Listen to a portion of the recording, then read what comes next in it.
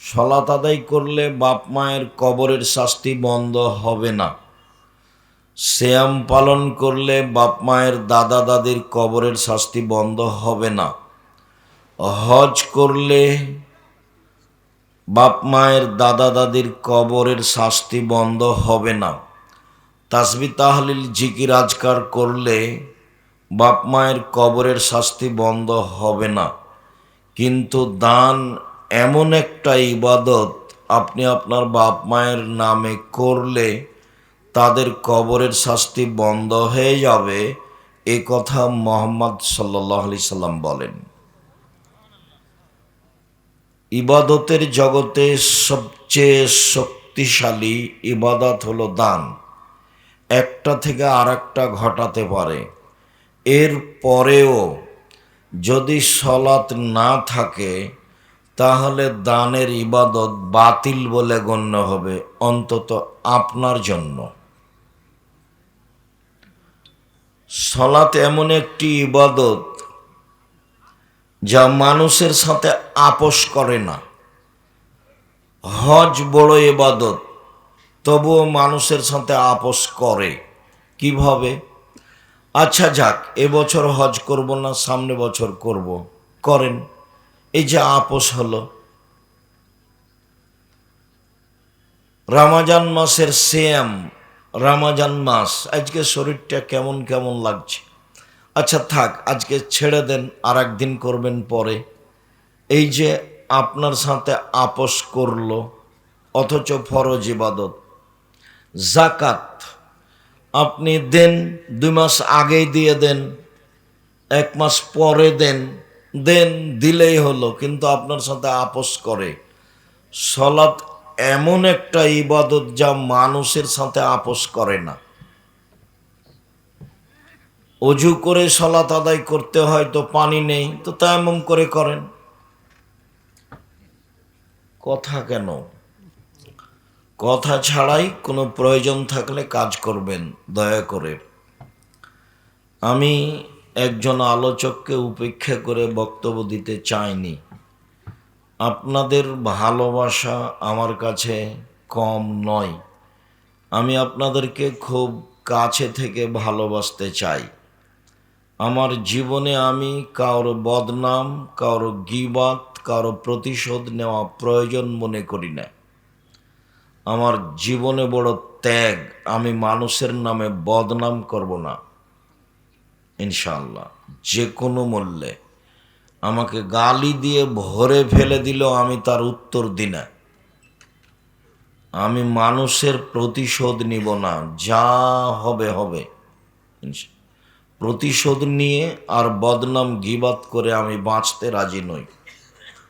আর আমি আপনাদের বলতে চাই, দল পার্টি করে, দলীয় দাপট দেখিয়ে, ক্ষমতা দেখিয়ে, মানুষের জমি জায়গা দখল করে, মানুষকে অপমান করে, লুটতরাজ করে, রাহাজানি করে, অন্যায় করে, অবিচার করে 1 ঘন্টা বাঁচার চেষ্টা করিয়েন না, প্রয়োজন নেই। বাপের কিছু জমি জায়গা আছে, চাষ করে খান, বেগুনের চাষ করেন, নইলে চকলেট বিক্রি করে খান, নিজের মতো খান। 4টা কাজ করবেন জীবনে, জান্নাত হবে। 1, 5 ওয়াক্ত সালাত। 2, হালাল রুজি। 3, কোরআন তেলাওয়াত। 4, আড্ডা পিটা হারাম চিরদিনের জন্য। আড্ডা পিটা 2 ভাবে। একটা হলো মোবাইল নিয়ে ল্যাংটা মেয়ে দেখা ঘন্টার ঘন্টা, তার নাম আড্ডা পিটা। আর একটা হলো এই যে দোকানে ঘন্টার ঘন্টা বসে থাকা ল্যাংটা বেটি ছেলে নাচছে, আর আপনি বলছেন ভোটের খবর বলো, ও কি, এ কি করছে। শয়তানি কথা, নোংরামি কথা, বেহায়াই কথা, লজ্জাহীন কথা, বদনাম গীবাত দিন রাত আর একজনের করছেন। এগুলো থেকে বেঁচে থাকেন, জান্নাত হবে ইনশাল্লাহ। ভুল করে একদিন কারোর ব্যাপারে একটা কথা বলেছেন, আজীবন তাহাজ্জুদ পড়ে সফল হওয়া যাবে না। একটাই ভারী হয়ে যাবে, অনেক ভারী হবে। আল্লাহ নবী বলছেন, মানুষ না বুঝে কতগুলো কথা বলে দেয়, যার ফলাফল জাহান্নাম, কোনটা দিয়ে আর সেটা আদায় হবে না। আমি 12 আর 6 24 তারিখ থেকে 22 তারিখ থেকে আমি 11 তারিখ পর্যন্ত লন্ডনে থাকলাম। প্রায় বহু জায়গায় ঘুরলাম, কোথাও আমি দুইজনকে বসে গল্প করতে দেখিনি। ওরা আপনাদেরকে গল্প করতে লাগিয়ে দিয়েছে, মোবাইল আপনাদের হাতে দিয়ে। ওরা এগুলো করে না। আমি সিঙ্গাপুর থেকে লন্ডন পর্যন্ত বিমান পৌঁছেতে 14 ঘন্টা সময় লাগলো একটানা। তো 14 ঘন্টায় আমি এদের যা দেখলাম পুরুষ নারী, ওরা দুই একজন নাটক দেখছে মোবাইলে, এটা আমার মনে হলো। বাকিরা কেউ বই পড়ছে, কেউ মোবাইলে হিসাব নিকাশ করছে, কেউ মোবাইলে বই পড়ছে, অথচ তারা ইহুদি, অথচ তারা খ্রিস্টান। আমার অনুমান হলো যে আমি সিঙ্গাপুর থেকে লন্ডন যাওয়া পর্যন্ত বিমানে ইহুদি খ্রিস্টান ছাড়া আর কোনো মানুষ ছিল না। আসার দিনও আমাকে তাই মনে হলো। তো আমার মনে হলো ফলাফলে যে মোহাম্মদ সাল্লাল্লাহু আলাইহি সাল্লামের চালচলন, সামাজিকতা ওরা নিয়ে নিয়েছে, আর সামাজিকতার অন্যায় অবিচার এদের উপরে চাপিয়ে দিয়েছে মুসলমানের উপরে, যেটা ছিল জাহেলিয়াত। মারো, ধরো, দাগাবাজি করো, দাঙ্গামা হাঙ্গামা করো। বাঙালিরা এখন বলছে, বাংলাদেশের লোক, যে এখন বিবাহ করলো চাঁদা দিতে হবে। এই বিবাহ করবি কেন, চাঁদা দে আগে। নোংরামি কত! ছেলে মেয়ে কেন মানুষ করছেন? আপনাকে তো আমি কোনোদিন ভালো বলিনি। আপনাকে দেখলে আমাকে খারাপ লাগে যখন আপনি বলেন না রাস্তাঘাটে আহাল পরিবারের সামনে, ছেলেটা আমার খুব মেধাবী, গোল্ডেন পেয়েছে, ছেলে আমার খুব ভালো রেজাল্ট করেছে, ছেলে আমার বুয়েটে রুয়েটে পড়ে, বড় ডাক্তার করব, বড় ইঞ্জিনিয়ার করব। ভালো, বড় ডাক্তার ওই সব কোম্পানির ওষুধ লিখে যে কোম্পানি তাকে টাকা দিয়েছে। তা আপনি ওকে মানুষ করলেন কেন? ও তো পশু, ও তো গরু ছাগল। বুঝে না ওরা, অন্তর আছে বুঝে না, দেখেও দেখে না ওরা, চক্ষু আছে দেখে না, শোনেও শোনে না ওরা, কান আছে শোনে না। উলাইকা কাল আনাম, তারা পশু প্রাণীর মতো, তারা গরু ছাগলের মতো, তারা কুকুর শ্রীগালের মতো, বালহম আযাল, বরং তার চেয়ে খারাপ। আপনার ছেলে ডাক্তার হওয়ার পরে, ভালো ঔষধ জানার পরে, অন্য কোম্পানি টাকা দিয়েছে মর্মে যদি ঔষধ লিখে থাকে, তাহলে কুকুরের চেয়ে খারাপও। ওকে কেন মানুষ করেছেন? ওকে কেন মানুষ করেছেন? কে বলল ও মেধাবী? জাতির কি করতে পারে? প্রত্যেক দিন বাংলাদেশে সকালে উঠে বাংলাদেশের ছেলে মেয়ে বলছে, ও কালিমা তোমার আকাশ, ও কালিমা তোমারা বাতাস। আপনার ছেলেও বলছে। ওকে মানুষ করেছেন কেন? পশু প্রাণী করে। কালকে জাতির সামনে বলবে ঠাকুর আবার কে? ঠাকুরের গান আমি মুসলিম, আমার মুখে কেন? আমি মুসলিম চির রণবীর, মরণকে করি না ভয়, মরলে শহীদ, বাঁচলে গাজী আবু ভাই আমার সমান। ঠাকুরের গান বন্ধ করতে হবে। ঠাকুর বাঙালিদের শত্রু, ঠাকুর ঢাকা বিশ্ববিদ্যালয়ের শত্রু, ঠাকুর মুসলমানের শত্রু। ঠাকুর যেদিন, মুসলমান যেদিন ভারত, বাংলাদেশ, পাকিস্তানে ইংরেজদের হাতে লজ্জিত, অপমানিত, লাঞ্ছিত, জেল হাজতে, সেদিন ঠাকুর লন্ডনে মুচ পাকায়। সেই ঠাকুরের গান আমার ছেলে বলে। আমি এই জন্য ছেলে মানুষ করেছি। আমার ছেলে ঠাকুরের গান বন্ধ করবে, এদেশের চাঁদাবাজির, লুটতরাজ, অরাজকতা, অন্যায়, অবিচার, রাহাজানি বন্ধ করবে। সেই জন্য আমি ছেলে মানুষ করেছি। তার নাম মেধা ভালো। কি দেখাতে চান আপনি? দিনরাত বলেন স্বামী স্ত্রী, মানুষের সামনে গল্প করেন, এর সামনে গল্প করেন, ওর সামনে গল্প করেন। মেয়ে আমার মাস্টার ডির পাস, মেয়ে আমার বড় ডাক্তার, মেয়েরা আমার অমুক জায়গাতে পড়ে, ঢাকা বিশ্ববিদ্যালয় পড়ে। অমুকগুলো কি বলতে চান আপনি? কি দেখান? আমি আপনাকে আপনার ছেলে মেয়েকে পশু প্রাণী প্রমাণ করতে না পারলে সালাম দিয়ে নেমে চলে যাব। 30 বছর থেকে বলছি, জাতির কল্যাণের জন্য ছেলে মানুষ করেন। দাগাবাজ কেন? দকাবাজ কেন? শয়তান কেন? চাঁদাবাজ কেন? চাঁদা দিয়ে উঠে বা কেন? কেন চাঁদাবাজি করবে? ভিক্ষা করে খাবে। জয়পুরহাট বাড়ি, ভিক্ষা করতে হবে কেন? এক জমিতে 3 বার চাষ হয়, ভিক্ষা করবে কেন? দাগাবাজি করবে কেন? ধোকাবাজি করবে কেন? এই ছেলে, আর একজনের পিছু ঘুরে বেড়াও কেন বেটা? আর একজনের পিছনে ঘুরে বেড়াও কেন? কেন ওভাবে বলতে থাকো? অমুকের চরিত্র ফুলের মতো পবিত্র, বেটা জানো ওর চরিত্র তো শয়তান। কি করে বুঝলে তুমি ফুলের মতো চরিত্র? তো আর একজনকে মায়ের রেখে যাই। তোমাদের নেতার বয়স ছিল 45, কত ঘন্টা? 45 মিনিট। জুলুম দেখো না কাকে বলে। ফেরাউনের সময় ছিল 3-4 মিনিট। এই মরলো, এ ডুবলো, এ ডুবলো, তারপর নেই। আজ সামুদ দেখতে দেখতে নেই। দেখবা খুলনার অঘোষিত সম্রাট এরশাদ শিকদার মেয়ের মাথায় হাত দিতে পারেনি। খুলনার অঘোষিত সম্রাট এরশাদ শিকদার রাতে রাতে কুয়েত দখল করেছিল প্রেসিডেন্ট সাদ্দাম। এমনি নিরুপায় দেশ থেকে চলে যেতে হয়েছে, কোনো পথ ঘাট থাকেনি। ক্ষমতা দেখাবা না, ভিক্ষা করে খাও, ভিক্ষা করে খাওয়া, কোনো দিন মজুরি করে খাও, দিন মজুরি করে খাওয়া, কোনো চকলেট বিক্রি করে খাও। আমি চকলেট বিক্রি করে খেতে বলিনি। আমি যখন বলেছি চকলেট বিক্রি করে খাও, তখন বলেছি যে লোন নিয়ে ব্যবসা করো না, কম পয়সা দিয়ে ব্যবসা করো, এ কথা বলেছি। চকলেট বিক্রি কি দুনিয়াতে ব্যবসা? আর কোনো ব্যবসা নাই? কলা আছে, জুতা স্যান্ডেল আছে, কাপড় আছে, অল্প পয়সার ব্যবসা আছে। যখন আল্লাহ রসুল পয়সা উপার্জনের কথা বললেন, তখন বললেন 1 দিন মজুরি,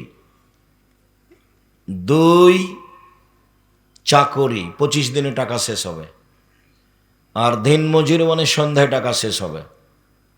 3 জমি চাষ, মানে সমান সমান না হয় লস। 4 ব্যবসা। তখন আল্লাহ রসুল বললেন, এই শোনো, সত্যবাদী ব্যবসায়ীরা, বিশ্বস্ত ব্যবসায়ীরা নবীদের সাথে জান্নাতে থাকবেন। তখন তিনি বললেন না যে যারা জাপান থেকে মাল নিয়েছে চট্টগ্রামে নামায় ইনপোর্টে ব্যবসা করে তারা নবীদের সাথে থাকবে, কথা বলেননি। যারা চকলেট বিক্রি করে তারা নবীদের সাথে থাকবে, এ কথা বলেননি। তিনি বলেছেন সত্যবাদী বিশ্বস্ত ব্যবসায়ী যারা, তারা নবীদের সাথে জান্নাতে থাকবেন।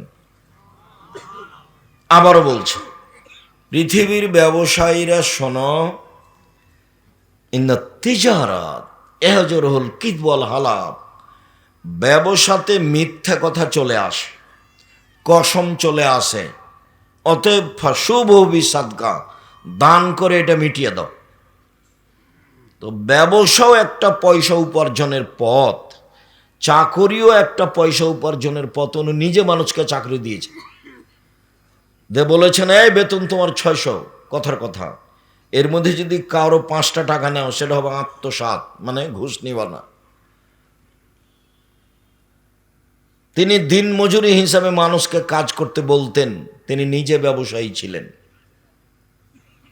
তো দিন মজুরির কোনো প্রশংসা করলেন না, খালি বললেন যে ঘাম শুকানোর আগে তাকে টাকা দিয়ে দাও, টাকা দিয়ে দাও, টাকা দিয়ে দাও দিন মজুরকে। ব্যবসা খুব সাবধান, চাকরি খুব সাবধান। যে টাকা বেতন নির্ধারণ হয়েছে ওরা 19-20 করবে না, নইলে জাহান্নামে হবে, সতর্ক।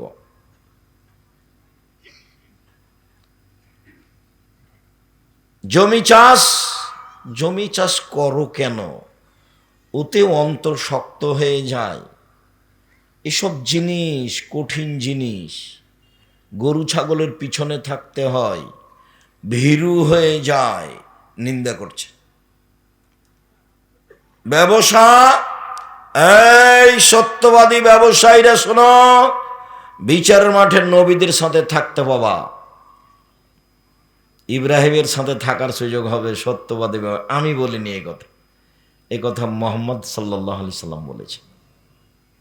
অথচ উপার্জনের পথ 4টে: 1 দিন মজুরি, 2 চাকরি, 3 জমি চাষ, 4 ব্যবসা। ব্যবসা করে খান, দাগাবাজি করেন কেন? চাঁদাবাজি করেন কেন? আপনার ছেলে চাঁদাবাজি করে কেন? আপনার ছেলে জাতির জন্য বোঝা, ও মানুষের মায়েরা খায়, ও দল করে, ও দাপট দেখায়, মানুষকে জেল হাজতে দেয়, ক্ষমতা দেখায়। ওটা করে কেন আপনার ছেলে? ওকে এই জন্য মানুষ করেছেন? ও কি পড়েছে ছাই? পশু প্রাণীর মতো দুনিয়াতে মানুষের প্রতি সাদা অন্যায় করে বেড়াই। বলছিলাম সম্মানিত দিনী ভাই বোন, দান শক্তিশালী ইবাদত, এর পরেও যদি সলাৎ কবুল না হয় তাহলে তার দান বাতিল বলে গণ্য হবে। ইবাদতের জগতে ভিন্ন ধরনের বিরল ইবাদত সলাৎ। অজু করে সলাৎ আদায় করতে হয়, পানি নেই, তায়াম্মুম করে করতে হবে, মাটি নেই, অজু তায়াম্মুম ছাড়াই সলাৎ আদায় করতে হবে। কেবলার দিকে মুখ করে সলাৎ আদায় করতে হয়, কেবলা বোঝা যায় না, এমনিতেই পড়তে হবে। দাঁড়িয়ে সলাৎ আদায় করতে হয়, দাঁড়িয়ে থাকা যায় না, বসে থেকে করতে হবে, বসে থাকা যায় না, শুয়ে থেকে করতে হবে। পরিষ্কার কাপড় পরে সলাৎ আদায় করতে হয়, পরিষ্কার নেই, যেই কাপড়ে পেশাব পায়খানা লেগে আছে সেই কাপড় পরেই সলাৎ আদায় করতে হবে। পরিষ্কার ও অপরিষ্কার কোনো কাপড়ই নাই, উলঙ্গ হয়ে আছেন পুরুষ নারী, কাপড় ছাড়াই আছে, নামাজের টাইম হয়ে গেছে, এই সময়তেই তাকে নামাজ পড়তে হবে, পড়তেই হবে। পৃথিবীর এক ভিন্ন ধরনের ব্যতিক্রম ইবাদত, মানুষের সাথে আপোষ করে না, মানুষের রোগ ব্যাধি বুঝে না, মানুষ পানিতে আছে না, আকাশে আছে না, গাড়িতে উঠে আছে, শিকল ধরে আছে, ঠেলে ঠেল মানে না, দাঁড়িয়ে আছে, সলাতের টাইম হয়ে গেছে, এইভাবেই পড়তে হবে। পৃথিবীর ব্যতিক্রম ইবাদত সলাত। সম্মানিত দিনী ভাই বোন, অলসতা করে সলাৎ ছেড়ে দিলে ইমাম আহমদ বিন হাম্বল রাহিমাহুল্লাহ বলেছেন ওকে জবে করতে হবে, মেরে ফেলে দিতে হবে, হত্যা করতে হবে। ইমাম আবু হানিফা রাহিমাহুল্লাহ বলেছেন ওকে জেলখানায় বন্দি করে পিটিয়ে সলাৎ আদায় করাতে হবে। বর্তমানে আরবি বিদ্বানগণ বলছেন যে স্বামী সলাৎ আদায় করে, স্ত্রী করে না, স্ত্রী করে স্বামী করে না, তাহলে বিভাগ কেটে গেছে। চেয়ারম্যান মেম্বার লাগে না, খাতা কলম লাগে না, কাজই লাগে না, এমনিতেই গেছে। তারা আরও বলছে যে অবস্থায় মারা গেলে তার জানাজা হবে না। তারা আরও বলছে যে মারা গেলে তার জানাজা তো হবে না, হবেই না, তার কাফন দাফন মুসলমানের কবরস্থানে হবে না, ওকে হিন্দুদের শ্মশান ঘাটে ফেলে দিতে হবে। তারা এইভাবেই কলম ধরেছে। ইবাদতের জগতে ব্যতিক্রম ইবাদত সলাত। মহান আল্লাহ বলেন ফাকিমুস সলাত ওয়া আতুজ যাকাতা, তোমরা সলাত আদায় করো, যাকাত প্রদান করো, আদেশ। মহান আল্লাহ বলেন ফাসল্লি লিরাব্বিক ওয়ানহার, মুহাম্মদ সাল্লাল্লাহু আলাইহি সাল্লাম আপনি সলাত আদায় করুন, কুরবানি করুন। মুহাম্মদ সাল্লাল্লাহু আলাইহি সাল্লাম আপনি সলাত আদায় করুন, কোরবানি করুন, আদেশ। আব্দুল্লাহ ইবনে উমর বলেন রাসূল সাল্লাল্লাহু আলাইহি সাল্লাম বলেছেন ইসলামের ভিত্তি হলো 5টা, যার উপরে ইসলাম নির্ভর করে, একজন মানুষের ঈমান নির্ভর করে। 1, আমি সাক্ষ্য দিচ্ছি বলে যে আল্লাহ ছাড়া কোনো মাবুদ নেই, মানে শিরক করা হবে না, মানে জন্ম দিবস, মৃত্যু দিবস, মা দিবস, বাপ দিবস, পায়খানা দিবস কোনোটাই গ্রহণ করা হবে না, সব বাতিল।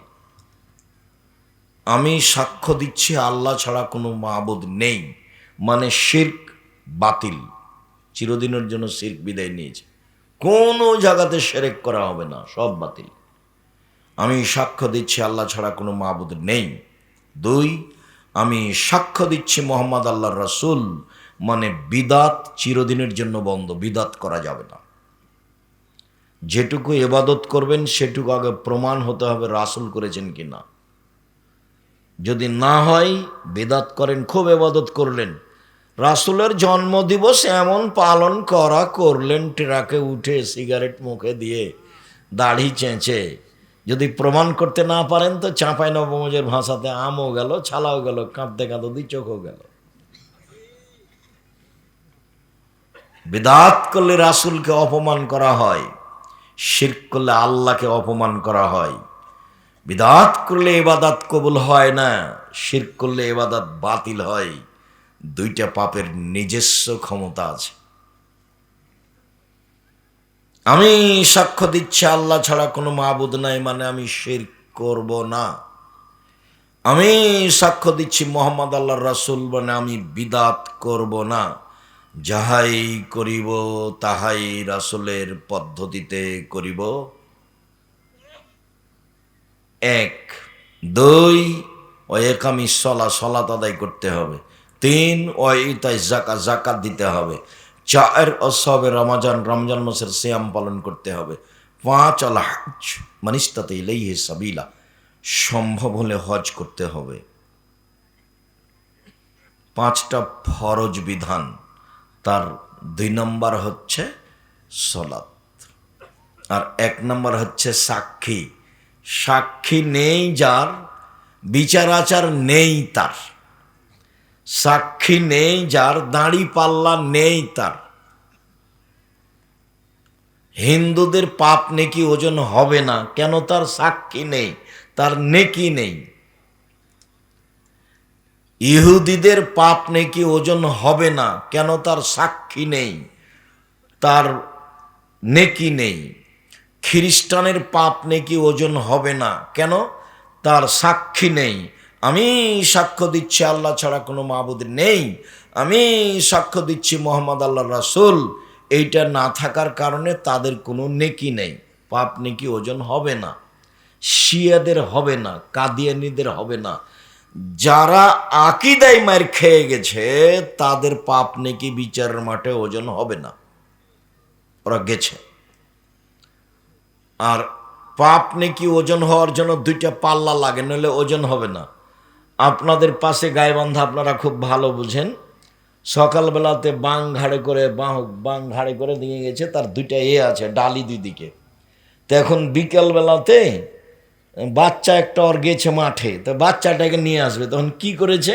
বাচ্চাটাকে একটা ডালিতে দিয়েছে আর একটা ডালিতে মাটি চাপালছে, কাঁধে করে নিয়ে আসছে, নাহলে সমতা থাকবে না। যে বোঝা যায় কোথায়? তো মানে পাপ নেকি যে ওজন হবে আল্লাহ বলছেন, তো আর তো নেকি নাই, তো ওজন হবে কি দিয়ে? তো ওটা বাতিল।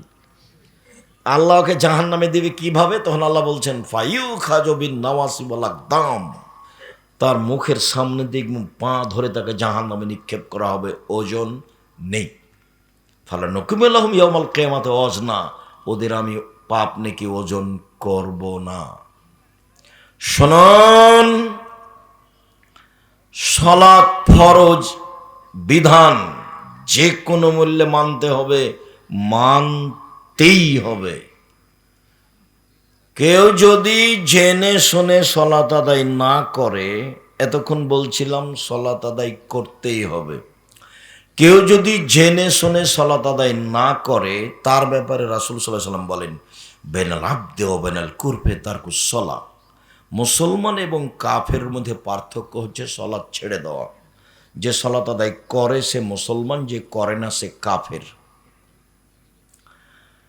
রাসূল সাল্লাল্লাহু আলাইহি ওয়াসাল্লাম বলেন মান তারাকা সালাতা মুতাআম্মিদান ফাকাদ কাফারা, কেউ যদি ইচ্ছাকৃত সালাত ছেড়ে দেয় তাহলে কাফের হয়ে গেল। আসহাবু মুহাম্মাদিন সাল্লাল্লাহু আলাইহি সাল্লাম লা ইয়ারুনা তারকুহু কুফরুন গায়রা সালাহ, সাহাবীগণ সালাত ব্যতীত অন্য কোনো ফরজ বিধান ছেড়ে দিলে কাফের মনে করতেন না, মনে করতেন বড় পাপী। জাকাত ছেড়ে দিয়েছে, বড় পাপী, কখন দিবে? দিবে দিবে দেখ। হজ যায় না কেন? টাকা আছে, যায় না কেন? জমি আছে, জায়গা আছে, জপুরের বাড়ি, অনেক শস্য আদি হয়, দেরি করছে কেন? তো পাপী, ও কাফের হয়নি। সাহাবীগণ যে কোনো বড় বিধান ছেড়ে দিলে কাফের মনে করতেন না, তবে সলাৎ ছেড়ে দিলে সাহাবীগণ তাকে কাফের মনে করতেন। এই কারণেই ইমাম আহমদ ইবনে হাম্বল রাহিমাহুল্লাহ তাকে হত্যা করতে হবে বলে ঘোষণা দিয়েছেন। চলেন, সংক্ষিপ্ত বুঝলাম সালাত আদায় করতেই হবে, তারপরে বুঝলাম সালাত আদায় করে না যে সে কাফের, তারপরে বুঝি সালাত আদায় করে কিন্তু রাসূলের পদ্ধতিতে করে না, তখন কি হবে? চলেন দেখি। আল্লাহ তাআলা বলেন ফাওয়াইলুল লিল মুসাল্লিন আল্লাযীনা হুম আন সালাতিহিম সাহুন, যারা অমনোযোগ সহকারে সলাত আদায় করে করে এমনিতে দাঁড়ায় যায় আসে, ভালোবাসা নেই, আর না হলে নিয়ম নেই, পদ্ধতি নেই, হোমসি খেলি করে, এরা ওয়াইল নামক জাহান নামে যাবে নিশ্চিত। এরা জাহান নামী, আল্লাহ বলছে। সলাত আদায় করেও জাহান নামে যাবে, আল্লাহ বলছে। আবু হুরায়রা রাদিয়াল্লাহু তাআলা আনহু বলেন, রাসূল সাল্লাল্লাহু আলাইহি সাল্লাম বলেছেন, মান হাফাজা আলাইহা তাকুনু লাহু ইয়ামাল কিয়ামা নূরান ওয়া বুরহানান নাজাতান ইয়ামাল কিয়ামা। কে যদি ঠিকঠাক সালাত আদায় করে, নিয়ম মাফিক করে, সময় মতো করে, তাহলে এই সালাত তার জন্য বিচারের মাঠে আলো হবে, দলিল হবে, বাঁচার মাধ্যম হবে। আল্লাহ ইহাফিজ আলাইহা, আর যে ব্যক্তি করবে না, নিয়ম মতো করবে না, রুকু সিজদা ঠিক মতো করবে না, ইন্নাহু ইয়াউমাল কিয়ামা ফিরআউন হামান ও উবাই ইবনে খালফ, ও বিচারের মাঠে ফেরাউনের সাথে থাকবে। নাউজুবিল্লাহি মিন জালিক। পৃথিবীতে সবচেয়ে বড় বদ মানুষ ফেরাউন। এত বড় বদ মানুষ পৃথিবীর ইতিহাসে কেউ জন্ম নেয়নি। অনেকে আল্লাহ দাবি করেছে, কিন্তু এরটা ভিন্ন ধরনের। এর দাবিগুলো আল্লাহ কোরআন মাজিদে উল্লেখ করেছে। এ একবার বলছে, মুসা লাইনিত্তাখাস্তা ইলাহান গায়রি লাজালান্নাকা মিনাল মাসজুনিন। মুসা, তুমি আমাকে বাদ দিয়ে কাউকে যদি আল্লাহ বলে দাবি করো, তাহলে তোমাকে আমি জেলখানায় বন্দি করে দেব মুসা। একবার বলছে ফেরাউন, মুসা মা আলিমতু লাকুম মিন ইলাহিন গায়রি, আমি ব্যতীত তোমাদের কেউ আল্লাহ আছে এটা আমি জানি না। একদা ফেরাউন বলছে, আনা রব্বুকুমুল আলা, আমি হচ্ছে তোমাদের সবচেয়ে বড় প্রতিপালক, সবচেয়ে বড় আল্লাহ। এগুলো ফেরাউনের বক্তব্য। আমি যখন মিশরে ফেরাউনের লাশের পাশ দিয়ে ঘুরছিলাম, তখন বলছিলাম, তুমি কি সে ফেরাউন যে বলছিল যে আমি আল্লাহ? আসলেই কি তুমি? আল্লাহ ভালো জানে। কতদিন সাগরে থাকলো, কে উঠালো, তারপর এখানে নিয়ে আসলো, হতেও পারে। আল্লাহ বলেছেন, আলিয়াউমা নুনাজ্জিকা বিবাদানিকা লিতাকুনা লিমান খালফাকা আয়া। ফেরাউন, তোমার লাশটা আমি চিরদিনের জন্য রেখে দিলাম। কিয়ামত পর্যন্ত তোমার লাশ মাটিতে খাবে না, পানিতে খাবে না, কোনো জীবজন্তু খাবে না, পোকা খাবে না। কিয়ামত পর্যন্ত তার লাশ থেকে যাবে, এ কথা আল্লাহ তাআলা বলেন। তথা আল্লাহ বলেন, তাকে দেখে মানুষ নিদর্শন উপদেশ গ্রহণ করবে। আমি সালাত আদায় করলাম আর এরকম হলো অবস্থা, দুঃখিত। একজন সাহাবী মসজিদে ঢুকে 2 রাকাত সালাত আদায় করে আল্লাহ রাসূলকে বললেন, আসসালামু আলাইকুম। তখন আল্লাহ রাসূল বললেন, সাল্লি ফাইন্নাকা লাম তুসাল্লি, তুমি সালাত আদায় করো, তুমি করনি। লোকটি আবার সালাত আদায় করলো, আল্লাহ রাসূলকে সালাম দিল। আল্লাহ রাসূল বললেন, সাল্লি, তুমি সালাত আদায় করো, তুমি করনি। লোকটি আবার সালাত আদায় করলো, আল্লাহ রসুলকে সালাম দিল। আল্লাহ রসুল বললেন, তুমি সালাত আদায় করো, তুমি করনি। তখন লোকটি বলছে, আল্লিমনি কাইফা উসাল্লি, এর চেয়ে ভালো করে সালাত আদায় করতে পারবো না, কিভাবে করতে হবে বলে দেন। আর রুকু সিজদায় ভুল ছিল। তো রাসূল, হাদিস বুখারী মুসলিম, রাসূল সাল্লাল্লাহু আলাইহি সাল্লাম তাকে যদি বলতেন, হ্যাঁ তুমি সালাত আদায় করেছো, তবে খুব একটা ভালো হয়নি, তাহলে না হয় একটা হতো। একইবারই যে না করে দিলেন। বলছেন তুমি সালাত আদায় করো, তুমি করনি, 3বার সববারই না করলেন। একবার যদি একটু বলতেন যে খুব একটা ভালো হয়নি, একটু ভালো করে করো না, এরকম বললেন না, সব না। হুযায়ফা রাদিয়াল্লাহু তাআলা আনহু একটা লোককে সালাত আদায় করতে দেখলেন, তার রুকু সিজদা ঠিক ছিল না। তো সালাম ফিরার পরে বলছে, এই শোনো, তোমার সালাত হয়নি, তুমি যদি এখন মারা যাও তাহলে ইসলামের নিয়ম নীতির উপরে তোমার মরণ হবে না। রাসূলের পদ্ধতির উপরে তোমার মরণ হবে না, মানে তুমি জাহান্নামে গেছো। একদিন আল্লাহ রসুল বলছেন, আসওয়াউ সারিক, সবচেয়ে বদ চোর, সবচেয়ে খারাপ চোর। গরু চুরিও চোর, তবে সবচেয়ে খারাপ চোর নয়, হাত কাটা যাবে। টাকা চুরিও চোর, তবে সবচেয়ে খারাপ চোর নয়, হাত কাটা যাবে। সবচেয়ে খারাপ চোর হলো মাইয়াসরিকু মিন সলাতে, যে সলাত চুরি করে। তো সাহাবীগণ বলছেন, কাইফা ইয়াসরিকু মিন সলাতে, মানুষ আবার সলাত চুরি করতে পারে? আল্লাহ রসুল, সলাত কিভাবে চুরি করতে পারে, এইটা কেমন হলো? তখন আল্লাহ রসুল বললেন, মাল্লাম ইউতিম রুকুআহু ওয়ালা সুজুদাহা, যে ব্যক্তি রুকু সিজদা ঠিক মতো আদায় করলো না, সেই হলো সলাত চোর। তাহলে সব গিয়ে দাঁড়াচ্ছে সলাতের উপরে। সম্মানিত দিনী ভাই বোন, সলাত এমন একটি ইবাদত যার উপরে নির্ভর করে অন্যান্য ইবাদত। আবু হুরায়রা রাদিয়াল্লাহু তাআলা আনহু বলেন, রাসূল সাল্লাল্লাহু আলাইহি সাল্লাম বলেছেন, আউয়ালু ইসল ইয়াউমাল কিয়ামা, আউয়ালু বিআবদ ইসল আবদ ইয়াউমাল কিয়ামা সলাত। বিচারের মাঠে মানুষকে প্রথমে জিজ্ঞাসা করা হবে সলাত সম্পর্কে। ফাইন সালাহাত সালাহুল্লাহু সাইরা আমালিহি, যদি তার সলাত টিকে যায়, সব ইবাদত টিকে যাবে। যদি সলাত না টিকে, ফাইন ফাসাদাত ফাসাদাল্লাহু সাইরা আমালিহি, তাহলে সব আমল বাতিল বলে গণ্য হবে।